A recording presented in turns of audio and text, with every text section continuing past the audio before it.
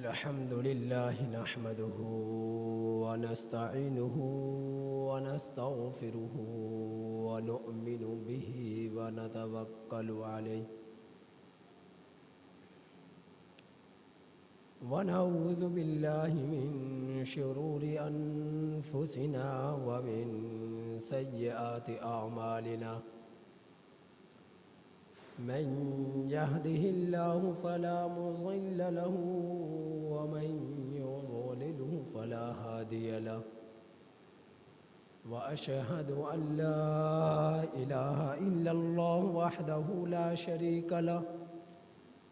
وأشهد أن سيدنا ومولانا محمدًا عبده ورسوله أما بعد فقد قال النبي صلى الله عليه وسلم يحب الإنسان الحياة والموت خير لنفسه آمنت بالله صدق الله مولانا العظيم وصدق رسوله النبي الكريم ونحن على ذلك لمن الشاهدين والشاكرين والحمد لله رب العالمين.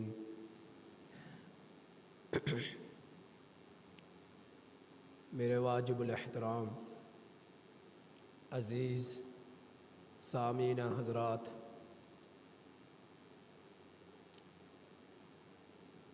اللہ جل جلالہ نے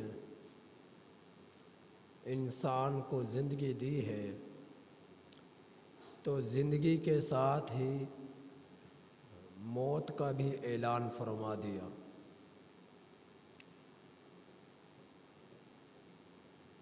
کہ جس کو زندگی ملی ہے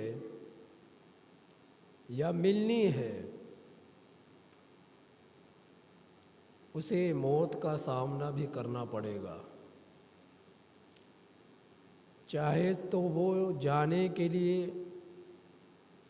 خوشی کے ساتھ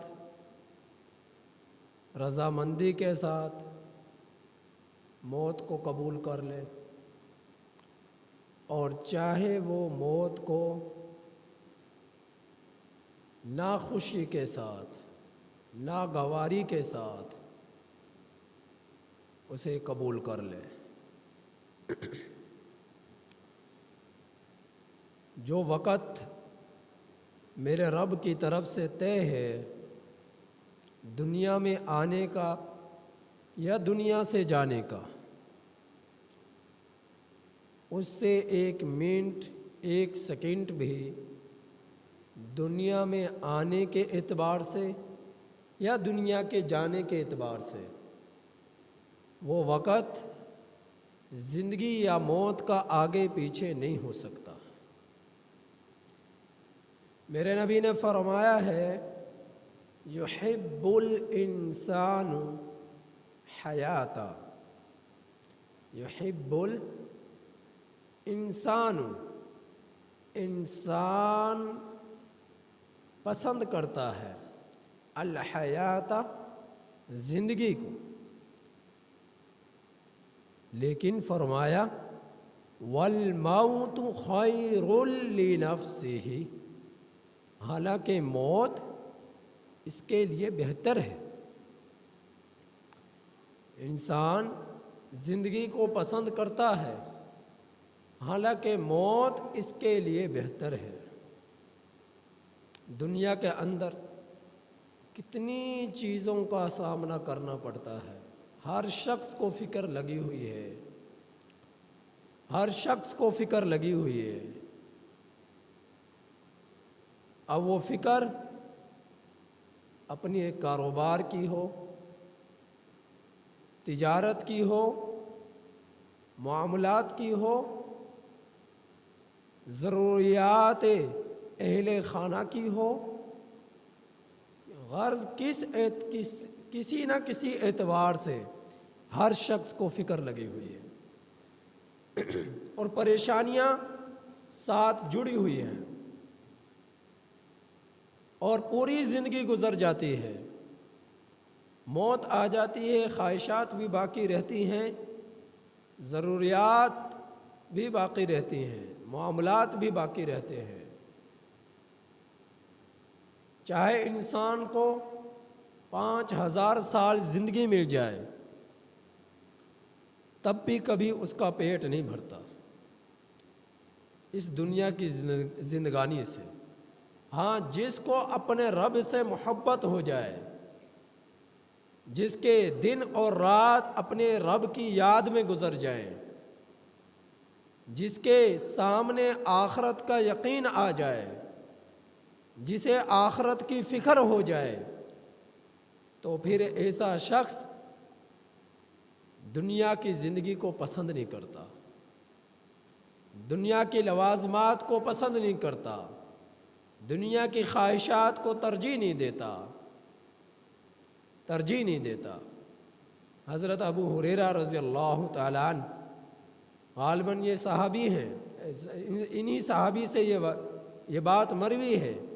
کہ ایک شخص کو دیکھا کہ بڑی تیز قدم کے ساتھ چلا جا رہا ہے، پوچھا کہاں جا رہے ہو؟ تو وہ کہنے لگا کہ بازار جا رہا ہوں۔ تو صحابی رسول صلی اللہ علیہ وسلم نے ارشاد فرمایا کہ اگر ہو سکے تو میرے لیے موت کو خرید لانا، میرے لیے موت کو خرید لانا۔ اور ایک اور اللہ والے فرماتے ہیں کہ اگر کوئی مجھ سے دوڑ لگانا چاہے کہ فلاں چیز کو جس نے پہل ہاتھ لگا دی تو اس کو موت آ جائے گی، تو میں سب دوڑنے والوں سے زیادہ تیز دوڑوں اور اس فلاں چیز کو میں ہاتھ لگاؤں تاکہ موت مجھے آ جائے۔ یہ شوق کیوں تھا موت کا؟ کیونکہ موت ہی وہ چیز ہے جو انسان کو اللہ تعالیٰ سے دیدار کرانے کا ذریعہ بنتی ہے،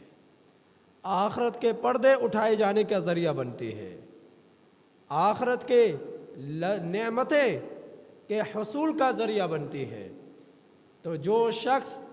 دنیا کے اندر زندگی اپنے رب کو راضی کرتے ہوئے گزارتے ہیں، جن کے دن اور رات اپنے رب کے رضا میں گزرتے ہیں کہ کسی طرح میرا رب راضی ہو جائے، کسی طرح میرے نبی جو ہے مجھ سے خوش ہو جائے،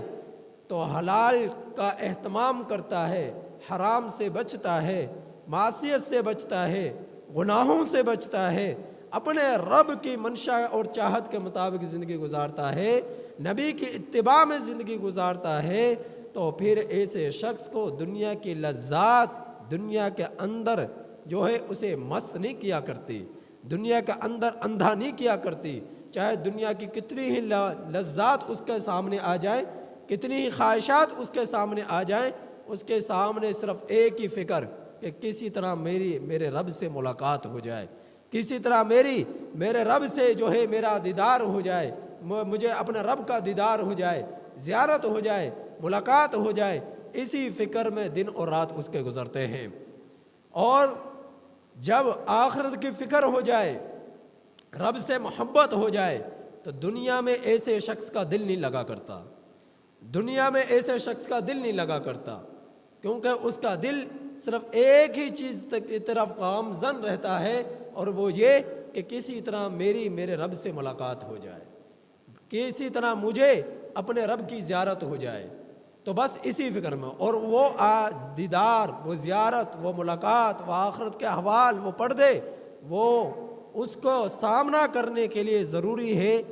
کہ موت آئے، موت آئے گی تو وہ ساری چیزیں آئیں گی۔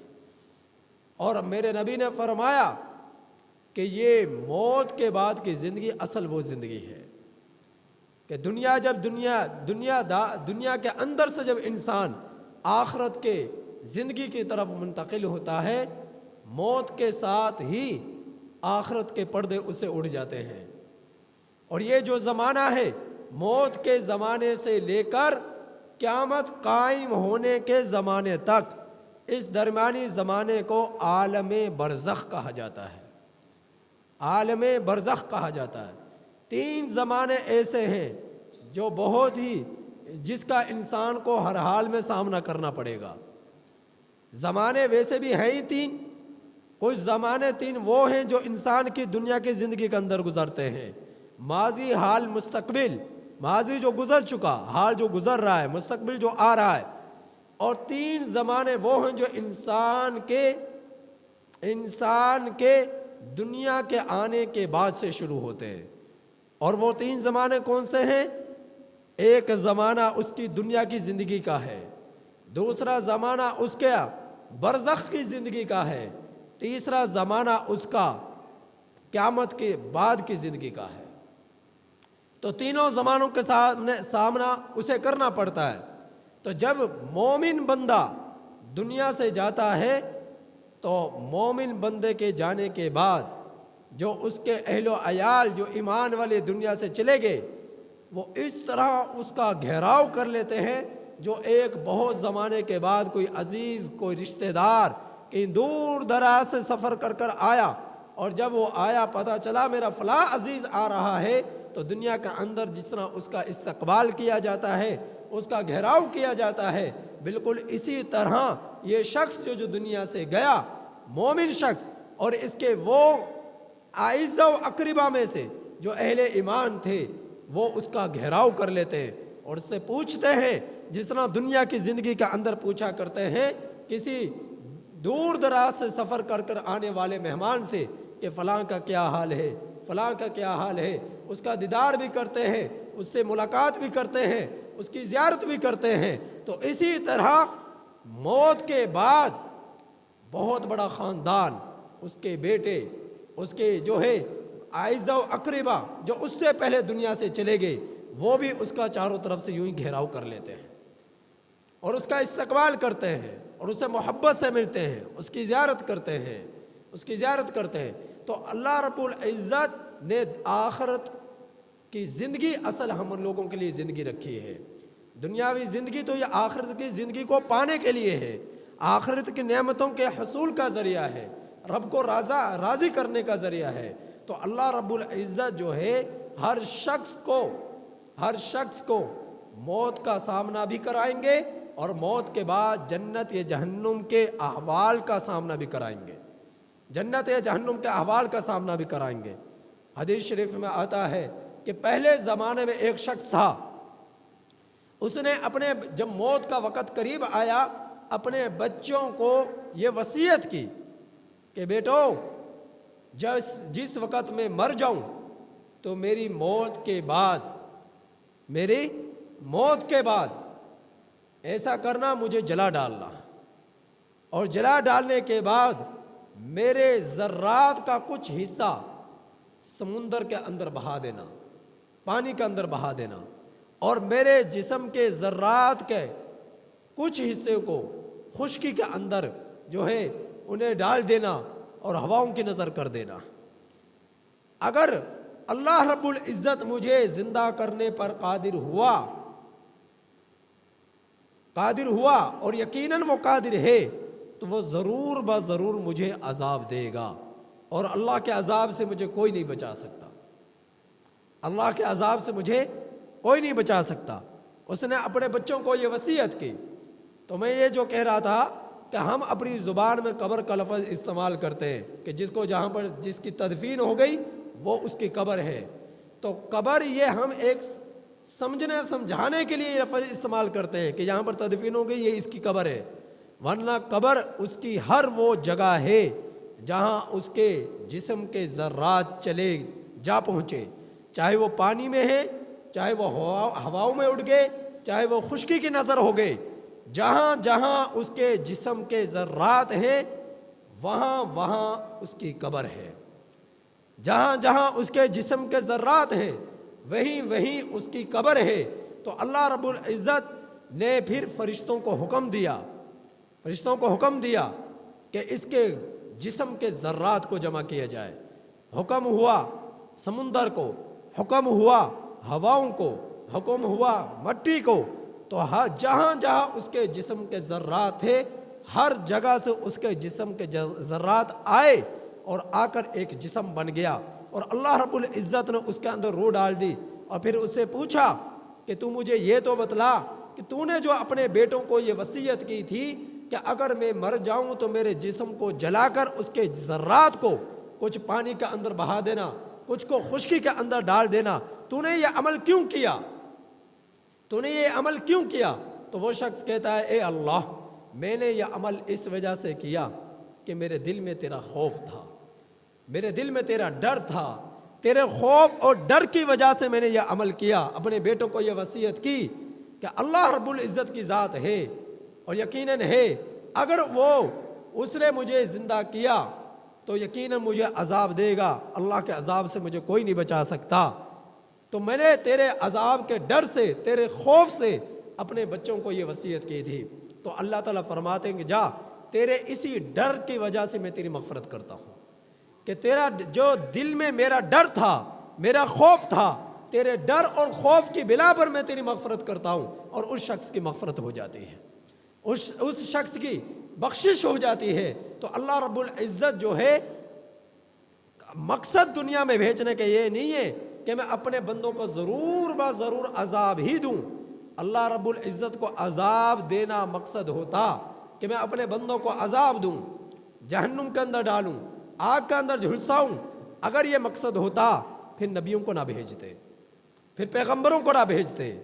پھر آسمان سے کتابوں کو نہ اتارتے، پھر جبرائیل امین کو زمین پر نہ آنا پڑتا، پھر جو ہے ہمارے سامنے اللہ رب العزت کے پیارے دین کے داعی بن کر بھٹکے ہوئے لوگوں کو راہ راست پہ لانے کی کوشش نہ کرتے۔ یہ اللہ رب العزت نے لوگوں کو چنا، نبیوں کو چنا، پیغمبروں کو چنا، رسولوں کو چنا اور نیک لوگوں کو چنا، صالحین کو، شہداء کو، فقہاء کو، تابعین کو، سلف صالحین کو، بزرگان دین کو، ان کو چنا کہ میرے بھٹکے ہوئے بندوں کو راہ راست پہ لاؤ، گمراہی سے نکالو، صراط مستقیم پر لے کر آؤ۔ اور اللہ رب العزت نے یہ چناؤ کیوں کیا؟ تاکہ ہم لوگ جہنم سے بچ سکیں۔ جہنم میں بھیجے جانے کا اللہ رب العزت کا ہرگز مقصد نہیں ہے، لیکن اگر ہم خود ہی جہنم کو خریدنا چاہیں، خود ہی ہم جہنم میں جانا چاہیں تو وہ الگ بات ہے۔ اپنے رب کی نافرمانیاں کر کر، اپنے رب کے حکموں کو توڑ کر، کفر اختیار کر کر، شرک اختیار کر کر اگر ہم لوگ جہنم میں جانا چاہیں تو یہ ہمارا اپنا ذاتی فعل ہے، وگرنہ اللہ تعالیٰ تو نہیں چاہتے کہ تم جہنم میں جاؤ۔ اس نے تو جو ہے مغفرت کے دروازے کھولے ہوئے ہیں، ہر صبح صادق کے وقت، تہجد کے وقت تمہیں پکارتا ہے تمہارا رب کا، آؤ مجھ سے مانگو، تم مغفرت مانگو گے مغفرت کروں گا، تم رزق مانگو گے رزق دوں گا، تم توبہ کرو گے تمہاری توبہ قبول کی جائے گی، تمہاری جو ہے تمہاری باتوں کو سنا جائے گا، تمہاری پکار کو سنا جائے گا اور تمہیں عطا کیا جائے گا، تم مانگو تو صحیح، تم مانگو تو صحیح۔ تو اللہ رب العزت نے ہم لوگوں کے لیے جنت کو بنایا ہے، ایمان والوں کے لیے جنت کو بنایا ہے، لیکن اپنے کفر یا اعمال کے ذریعے سے، برے کاموں کے ذریعے سے ہم لوگ خود ہی جہنم کو خرید لیں تو پھر اللہ رب العزت تو نہیں چاہتے کہ تم جہنم کو خریدو۔ خود ہی ہم لوگ جہنم میں جانا چاہیں تو یہ تو ہمارے اپنا ہاتھ کی کمائی کا ایک اثر ہے، ہمارے اپنے ہاتھوں کی کمائی کا ایک ذریعہ ہے جہنم میں جانے کا، ورنہ اللہ تعالیٰ تو یہ اعلان کر چکے، ان اللہ اشترا من المؤمنین انفسہم واموالہم، بے شک اللہ تعالیٰ تم لوگوں سے، ایمان والوں سے خرید چکے ہیں، ایمان والوں کو خرید چکے ہیں، ان کے مال کو، ان کی جان کو اللہ رب العزت خرید چکے ہیں، سودا کر چکے ہیں، کس چیز کے ذریعے؟ جنت کے ذریعے، بِأَنَّ لَهُمُ الْجَنَّةَ، جنت کے عوض تمہاری جانوں کو خرید لیا، تمہارے اموال کو خرید لیا، تمہاری خواہشات کو خرید لیا تمہارے رب نے، کہ تمہیں جو ہے جنت ملے گی اگر تم اپنی خواہشات کو رب کے حکموں کے مطابق کر دو، اگر تم اپنی خواہشات کو نبی کے طریقوں کو مطابق کر دو تو اللہ رب العزت جو ہے تمہارے اس کے عوض میں تمہیں جنت دے گا، اس کے عوض میں تمہیں جنت دے گا۔ تو حدیث مبارکہ میں آتا ہے دو طرح کے لوگ دنیا کے اندر ہیں، یا تو کافر لوگ ہیں یا ایمان والے لوگ ہیں۔ ایمان والوں کو بھی موت کا سامنا کرنا پڑے گا اور بدبختوں کو بھی، کافروں کو بھی موت کا سامنا کرنا پڑے گا۔ نبی کریم صلی اللہ علیہ وسلم ایک انصاری کے جنازے میں تشریف لائے، انصاری صحابی تھے رضی اللہ تعالی عنہ، ان کے جنازے میں تشریف لائے، لیکن لحد بنانے میں ذرا تاخیر تھی، لحد بنانے میں تاخیر تھی، لحد بنانے میں یعنی قبر بنانے میں تاخیر تھی۔ تو نبی کریم صلی اللہ علیہ وسلم وہیں پر ایک جگہ پر کھڑے ہو گئے، بیٹھ گئے، اور وہاں پر ایک چھڑی کو اپنے ہاتھ مبارک میں پکڑا اور اس سے بڑے گہری سوچ کے ساتھ زمین کو کریدنے لگے، زمین کو کریدنے لگے، نشانات لکیریں ڈالنے لگے۔ نبی کریم صلی اللہ علیہ وسلم لکیریں ڈالنے لگے۔ صحابہ کرام سے پھر اچانک سر مبارک اٹھایا اور فرمانے لگے، تم جانتے ہو، تم جانتے بھی ہو جب کسی مومن شخص کے موت کا وقت قریب آتا ہے تو کیا معاملہ پیش آتا ہے؟ پھر خود ہی فرمایا، جب مومن بندے کی موت کا وقت قریب آتا ہے تو حضرت جو ہے اسرائیل علیہ الصلوۃ والسلام ملک الموت فرشتوں کے ایک بہت بڑے لاؤ لشکر کے ساتھ تشریف لاتے ہیں، اور قطاریں لگی ہوئی ہوتی ہیں دور تک، نہ ختم نگاہ انسان کی اس کی حد ختم ہو سکتی ہے، قطاریں ختم نہیں ہو سکتی، اتنے بڑے لشکر کے ساتھ، فرشتوں کا لشکر، اور سورج کی طرح ان کے چہرے چمکدار اور روشن، اور ان کے پاس جو لباس وہ جنت کا لباس، اور اس سے جنت کی خوشبوئیں آ رہی اس لباس سے، اور آ کر ملک الموت ان فرشتوں کے ہجوم کو چیرتا ہوا آگے بڑھتا ہے اور آ کر اس کے سر کے قریب بیٹھ جاتا ہے، سر کے قریب بیٹھ کر اسے کہتا ہے، یا ایتھا النفس المطمئنہ، اے نفس مطمئنہ، اے پاکیزہ روح، ذرا نکل تو صحیح اپنے رب کی رضا کی طرف، اپنے رب کی خوشنودگی کی طرف۔ وہ بندہ ان کو دیکھ کر مرنے والا مسکراتا ہے، خوش ہوتا ہے، اور چہرے پر خوشی کے آثار ہوتے ہیں، اور وہ کہتا ہے جلدی سے نکال لو، جلدی سے نکال لو اور مجھے لے چلو میرے رب کے پاس، اتنا وہ کہتا ہے۔ اور ملک الموت اس کی روح کو نکالتا ہے۔ میرے نبی نے فرمایا اس کی روح جب نکلتی ہے یوں نکلتی ہے کہ جس طرح، یہ مشکوٰۃ شریف کے اندر بھی روایت ہے، مسلم شریف کے اندر بھی روایت ہے، بخاری شریف کے اندر بھی یہ روایت ہے، فرمایا جب اس کی روح نکلتی ہے تو یوں نکلتی ہے کہ جس طرح ایک پانی سے بھرا ہوا مٹکا ہو اور اس میں سوراخ کر دیا جائے اور آسانی کے ساتھ وہ روح نکل جاتی ہے، اس طرح جو ہے وہ پانی نکل پڑتا ہے، قطرے بہہ پڑتے ہیں، قطرے ٹپکنا شروع ہو جاتے ہیں مٹکے میں سوراخ کرنے کی بنا پر، اس طرح اس کے جسم سے آسانی کے ساتھ روح نکل آتی ہے، چیونٹی کے کاٹنے کے برابر بھی اسے تکلیف نہیں ہوتی، موت کی تکلیف نہیں ہوتی۔ اسی وجہ سے آپ دیکھتے ہو جو مرنے والے مرتے ہیں، بہت سارے چہرے ایسے ہوتے ہیں کہ ان کے چہرے تر و تازہ ہوتے ہیں، ان کے چہروں پر مسکراہٹ ہوتی ہے، چہروں پر روحانیت ہوتی ہے، محسوس نہیں ہوتا کہ یہ مر چکا ہے، محسوس نہیں ہوتا۔ تو اتنے خوبصورت انداز سے اس کی روح کو نکالا جاتا ہے اور پھر اس کی روح کو آسمانوں کی طرف لے جایا جاتا ہے۔ ہر آسمان کے فرشتے مرحبا مرحبا کے صدائیں لگاتے ہیں،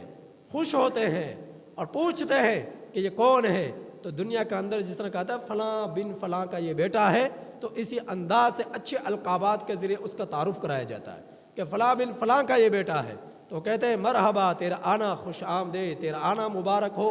اور پھر آسمان کے دروازے کھلتے ہیں حتیٰ کہ ساتوں آسمانوں تک چلا جاتا ہے، اور ساتوں آسمانوں سے پھر اللہ کی طرف سے حکم ہوتا ہے اسے پہنچا دو علیین کی طرف،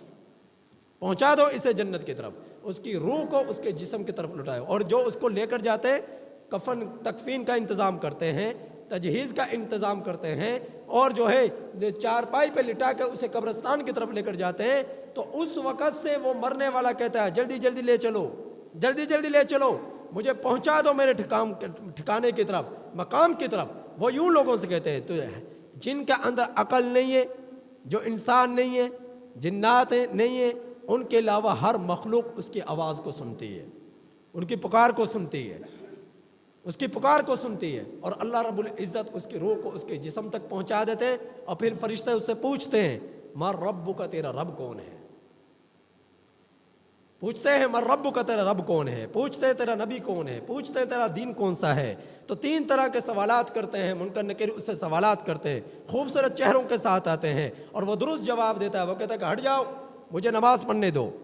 مجھے نماز پڑھنے دو۔ اور پھر قبر اس کے ساتھ معاملہ کرتی ہے، کیسا معاملہ کرتی ہے کہ جس طرح اس کو جو ہے اس کی نظروں کے سامنے تا حد نگاہ وسیع ہو جاتی ہے، میرے اور آپ کے سامنے وہ گڑھا ہے لیکن وہ جنت کا باغ بن جاتا ہے، ایسے مومن شخص کے لیے جنت کا باغ بن جاتا ہے، اور کافر شخص کی جب روح نکلتی ہے تو اس کے لیے کیا ہوتا ہے؟ وہ جسم کے اندر گھسنا شروع کرتی ہے، ملک الموت آتے ہیں اور سیاہ چہرے ہوتے ہیں، اور فرشتوں کے سیاہ چہرے ہوتے ہیں، جہنم کا ٹاٹ کا لباس ہوتا ہے بدبودار، زبردستی اسے کھینچتے ہیں اس کے جسم سے، پہلے آسمان سے اسے زمین پر پٹک دیا جاتا ہے، اس کے لیے آسمان کے دروازے نہیں کھلتے۔ تو میرے بھائیوں، یہ ہر شخص کے ساتھ معاملہ ہوتا ہے، چاہے وہ مومن ہو چاہے وہ کافر ہو۔ تو اس وجہ سے اللہ رب العزت نے ایمان والوں کے لیے بشارتیں دی ہیں، یا ایتھا النفس المطمئنہ ارجعی الی ربک راضیۃ مرضیہ، اے نفس مطمئنہ لوٹ چل اپنے رب کے رضا کی طرف، خوشنودگی کی طرف، راضی راضی، خوش خوش، فادخلی فی عبادی، اور اللہ تعالیٰ فرماتے ہیں داخل ہو جا میرے بندوں میں، وادخلی جنتی، اور داخل ہو جا میری جنت میں۔ تو جس کو یہ بشارت مل جائے وہ خوش نصیب ہیں میرے بھائیوں، وہ خوش نصیب ہیں۔ تو دنیا کا اندر اپنے رب کو راضی کرنے کی کوشش کرے، ہم میں سے ہر ایک اپنے رب کو راضی کرنے کی کوشش کرے، آخرت کی فکر کرے۔ اللہ تعالیٰ ہم میں سے ہر ایک کو سمجھ عطا فرمائے، سنتوں کا اہتمام۔